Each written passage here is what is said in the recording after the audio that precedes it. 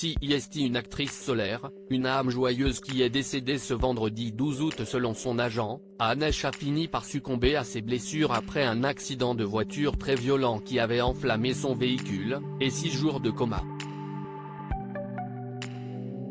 Une actrice appréciée de ses collègues, mais qui cachait derrière son sourire un passé très sombre. Et notamment une année 1983 très difficile, pendant laquelle l'actrice a d'abord perdu son frère, lui aussi décédé d'un accident de voiture, que la star avait toujours pensé être un suicide. Mais CIST, son père, également décédé cette année-là à 45 ans, qui l'a marqué à vie, l'homme avait en effet succombé au sida. Une maladie qui a alors, du même coup, appris à sa famille de manière brutale qu'il avait des relations homosexuelles. Il n'avait jamais assumé avant d'être gay. Un rapport très difficile à la sexualité que sa fille avait révélé adulte, expliquant que son père l'avait violée quelques années auparavant, pendant son enfance. Il m'a violée. Il m'a fait des attouchements, il m'a mis à 4 pattes pour avoir des relations sexuelles avec moi, avait-elle écrit dans ses mémoires intitulées Call Me Crazy. Je pense que mon père avait une addiction au sexe. Je pense qu'il voyait tout le monde comme des êtres sexués.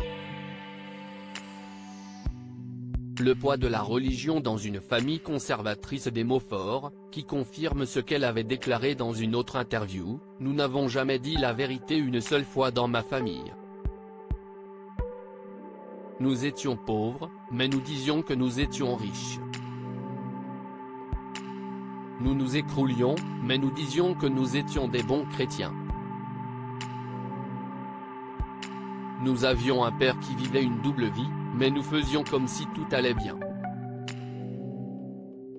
Un rapport à la religion qui a sans doute pesé dans l'enfance de la comédienne, puisque son père, qui n'a jamais assumé sa véritable orientation sexuelle, était pasteur et que sa mère Nancy, devenue veuve, fait partie d'associations ultra-conservatrices anti-LGBT, où elle affirme que la prière peut guérir l'homosexualité.